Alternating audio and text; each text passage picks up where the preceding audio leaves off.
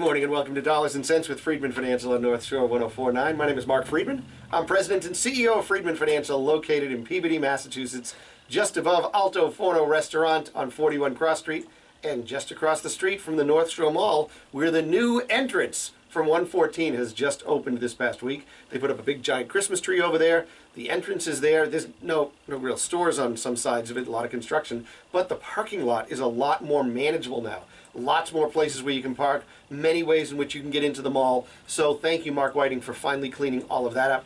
Really, really appreciate that. Tesla has their sign up on the building across the street.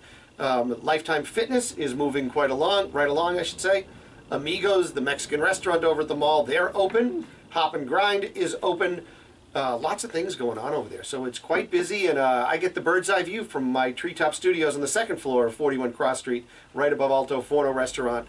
But my name is Marc Freedman. I'm President and CEO of Freedman Financial. We are, like I said, located in Peabody. We've been doing this since 1968. My father started the firm all the way back then when financial planning really wasn't something that anybody even talked about. It was about, well, hey, if I could save a few extra bucks, maybe throw it into the stock market or into some kind of an investment account, I'd consider it. But, you know, people really didn't know what they were doing back then. But now people are a little bit more focused on their financial future because unlike the 60s and the 70s, pensions don't seem to exist for that many folks anymore. The responsibility of saving for your future is through your 401k, through a 457, a 403b plan you might have. Maybe it's a Roth IRA that you set up. Maybe it's your own personal savings. Maybe you're counting on an inheritance for all I know. Maybe. And you know what? There's a lot of people that will be counting on inheritances. And it's interesting in my business where I've been doing this 28 years. I joined my dad's firm in 1991, where we're beginning to see a collection of 40 and 50-year-olds not focusing too much on saving for their own future, but instead living life to its fullest, living in the moment. You're hearing that term around a lot. Living in the moment with the expectation that, well, eventually I'm going to inherit what my parents have accumulated. And they're pretty stingy with the way they spend their money. And they've got this house that's worth some money. I know they're just living off the income from their investments. There's going to be a lot of money to pass along. And so they actually, though they don't say it out loud, they actually believe that their future is rather secure based upon the potential inheritance they might receive 20, 30 years down the road. The little secret that they don't understand is that you, as a 60 or 70-year-old, if that's who you are at this point, are likely to live a lot longer than your parents and your grandparents ever did. And your need for money may not be money that you need today for spending and living expenses, but it might be money that you need for healthcare costs and paying for a nursing home and taking care of a lot of health-related issues. Maybe it's remodeling your house because you simply don't want to leave. You've been there for so long. You say, what would it take to make my home more accessible for myself and my family to maneuver into a shower, to a kitchen counter, through a doorway, to a seating arrangement somewhere? Those are expenses that will come up, and the inheritance may not be as large. But I think it's going to be a wake-up call. People are all worried lately about the fact that the stock market's sitting at an all-time high. And they go, oh my goodness, we've had such a great run, 10 years of a run. We've been making money. We really haven't experienced an extensive downturn in the market. And when that happens, what will change? I can tell you a few things that will happen. And it's no different from what happened 10 years ago. Those who are in retirement will readjust their spending lifestyle to accommodate what they can afford when the markets pull back a little bit. They're not looking to buy another house. They're not going to have to look for another job because they're retired. It's those that are in their 40s and 50s who have been living life to its fullest, not really spending too much time saving, but spending what they're making, living life to its fullest. They might be in for a rude awakening, because if unemployment starts to roll back and they find themselves, well, all of these startup opportunities that they wanted to be part of aren't necessarily in the picture right now. We need to have layoffs and cutbacks and rollbacks and whatever has to happen. And now all of a sudden they can't afford to pay for the kids' Nikes and fancy jeans and college expenses and all that kind of stuff, they're in for an awakening. And then what happens to them is they say, oh my goodness, now I can't afford maybe my mortgage, or I can't afford certain things. And they go to mom and dad and they say, Mom and Dad, can you help us out? Well, that's unfortunate, because mom and dad are having to make adjustments. And so mom and dad are having to think, well, we can make adjustments. Are we willing to sacrifice even more for our own children? And that becomes a predicament. That's a concern that I see. I don't see the 40-year-old community, the 30 and 40-year-old community, building a discipline yet of recognizing that it's fun to live in the lifestyle that we're in today, the world we live in today, but starting to put some money aside for their future. They're really not thinking about that, and that concerns me. Because when mom and dad pass away, and you inherit this money, you're going to get this bulk of money. Some will inherit, some won't, but a lot of people are going to inherit some money. And you'll continue to spend, and you'll live. But what kind of lessons and what kind of legacy will you pass along to your kids? See, I'm more worried about not the next generation that's going to retire. I'm worried about the next generation. The parents, the people who are in their 70s and 80s today, I'm not worried about your kids. I'm worried about your grandkids. Because I don't think your grandkids are going to be given the discipline by their parents and by others to understand what it really means to save for the future. Because we've all lived such a tremendous lifestyle. When you think about what your life was growing up, roll back 20 years, 30 years, 40 years, 50 years ago, you're not spending money nearly the way you're spending money today. And I think we need to think about what the implication is to say, if we can grow exponentially from where we were 30 years ago to today, is that exponential growth of being able to spend the way we are doing it, living the way we're doing it, is that able to continue another 30 years? Will we be spending differently, even more, even greater? I don't think so. I think there's got to be a reversion back to a mean.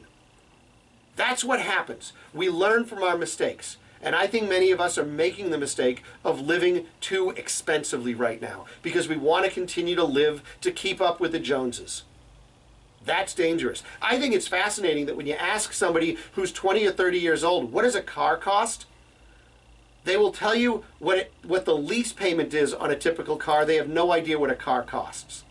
That's unfortunate. Leasing a car versus buying a car. Leasing a car for most people is they lease it because it's affordable and they know they can get a new car every 3 or 4 years. But then there's the other responsible group that says, well, I'd rather make payments on my car for 4 or 5 years, but own my car for 8 or 9. Now that seems a lot more responsible. That sounds fiscally responsible, financially responsible. But sure is nice to have new stuff all the time, and we're in a world today that feels like we need to have shiny new stuff all the time. Is that healthy? I just think we need to find a balance. There are some folks that can afford it without any worry whatsoever. And if you're financially secure enough in your life to know that you can afford it without any worry, go for it. But if you're buying it because everybody else is doing it, but you don't know how it's implicating your financial situation, I say buyer beware. In fact, we were talking to somebody earlier this week. A client was in the office, and he had recently sold a piece of property, and he had an influx of money that came in, and he decided that with the money that he came in, what was he going to do with the money? He was going to pay off his kids' credit card bills. Your kids' credit card bills? That's what you're going to do from the sale of the property that you just had? He says, yeah, well, you know, my daughter's built up about $26,000 in credit cards, and when I looked at what the interest was that she was paying, it was just ridiculous. I said, I'll just make it go away. Well, just making it go away, what kind of discipline does that set up for her to not build up that credit card debt again? Oh, I promise, Grandpa, I won't do it. I promise, Dad, I will never do it again. And you do, because it's so damn easy. Because you were spending that money. You were spending that money, and it just becomes part of what you do. You say, oh, well, if I don't have to write the check to the credit card company now I can go buy that car I wanted. Or maybe I can, go to Jordan's Furniture and buy a whole new bedroom set because there's 0% financing for 2 years. I don't know if Jordan's still doing that program or not, but you know what I mean. And you just build up these problems. When do we teach financial responsibility? Well, that's something that we talked about the past couple shows, actually, if you've been listening. We talked about some visits that I've made to North Andover High School and talked to their personal finance class about personal financial responsibility. And man, does it go over well. It's a great lesson. The kids are shocked when they learn more and more and more about what it means to be financially responsible and how their parents are laying out money that they had no idea how much it was, because the parents also have to pay for, oh, get this, a mortgage, electric and heat and cable and food and clothing and. It's pretty wild. We need to be teaching personal financial responsibility because, frankly, it's not getting taught anywhere. And we know it as parents. We know it, but we are the product and the problem for our children if we're not good exhibitors of good financial responsibility. We need to work on that. As we head into Christmas and Hanukkah and all the other holidays that fall upon us this holiday season, we are a bit more generous. We're a bit more thoughtful. We buy stuff, and it's because it's pretty easy, isn't it? I mean, you don't even have to leave your house anymore. I mean, think about all the stuff that you can buy on Amazon. By the way, what can't you buy on Amazon? Tell me, I mean, I can tell you what you can buy on Amazon. I think I'd have a hard time telling you what I can't buy on Amazon. What can't you buy? Besides a hug, love, honesty. I mean, what can't you buy on Amazon? Think about it. I mean, I could buy this microphone I'm talking through right now on Amazon, and I could do it before we go to a commercial break.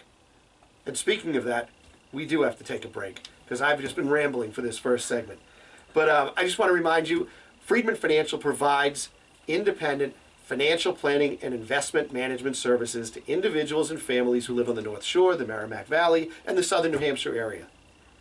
Every year, we begin to see more and more people calling our office, visiting our office, asking for more information because they say, you know, Mark, what you talk about on the radio is the stuff that connects with me. It's financial advice in a language I can understand. And the relationships that I have with other financial professionals seem more like a sales strategy, a gimmick, a pressured environment. You're not going to get that at Freedman Financial. We've been doing this far too long. If now's the time to schedule some time to visit with us, give me a call, 978-531-8108. That's 978-531-8108. We'll be back with more financial advice in a language you can understand. You're listening to Dollars and Cents with Freedman Financial on North Shore 1049. I know I went off. No, it's okay.